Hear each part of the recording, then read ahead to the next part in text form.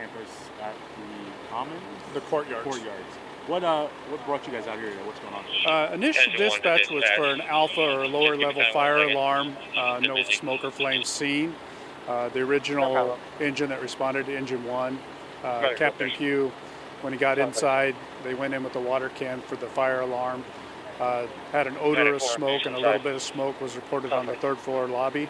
He upgraded it to what we call a Fire Bravo, which would bring a battalion chief and an extra engine company and truck company.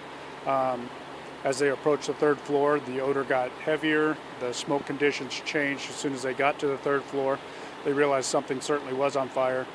They were able to locate a fire in a commercial style dryer. They got water on the fire probably within 5 minutes of arrival on scene. So it was a pretty quick turnaround. Got a good quick knockdown on the fire. By that time we had other units responding. Primarily at this point it was more ventilation needs to get the smoke out of here, which is difficult with this type of construction and the windows that don't necessarily open very easily. We did hook up to the fire sprinkler system to support that if need be, and fortunately the knockdown was sufficient and no extension of fire. So did the sprinkler system go off at all? No, it did not. The fire had not breached the dryer yet to where the smoke was starting to bank down a little bit. So yeah, it could have at some point in time gone off, but it hadn't gone off yet.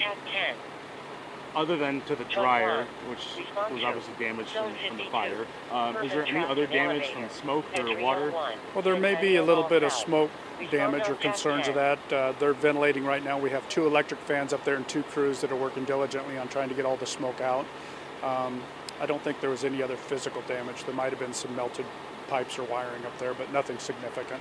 Are there any students that are going to have to be I'm sorry about that, triple one, Hudson, elevator calls on 5231, sending on south. I don't believe so. No relocations necessary. I don't believe. It'll be up to student housing here to determine, since it's state property and stuff. But for right now, they're all displaced, but they should be able to reoccupy soon. So what came first, the fire alarm, or did somebody call reporting smoke? That I couldn't tell you.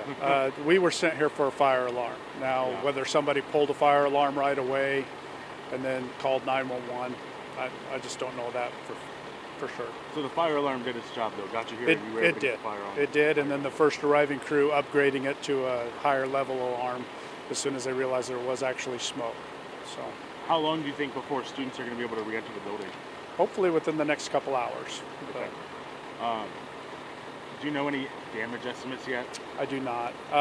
Rick Campos is the fire investigator for UNL, and he would be the one that will do that. Our city fire investigator was here, and they did have a little bit of a conference between the 2 of them. However, they'll turn it over to Rick and let him deal with that. And do you happen to know, other than it was a dryer fire, what may have started the dryer fire? I do not know. No. I do not know. Now is obviously a good time to talk about dryer fires, since this is what happened. What should people do to make sure their own dryers don't catch on fire? Well, just proper maintenance on them, keeping lint traps and things like that cleaned out. Don't overload a dryer, and stuff as many clothes in there as you can. Do multiple loads, spread them out over time. Let them run through their cycles where they heat up, and then let them run through their cool down cycles. Like I said, keep the lint and stuff out of them, just good maintenance. Keep it clean. No injuries?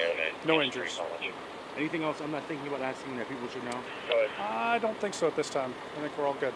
Awesome. Thank you, Chief. You bet. Thanks. Appreciate it.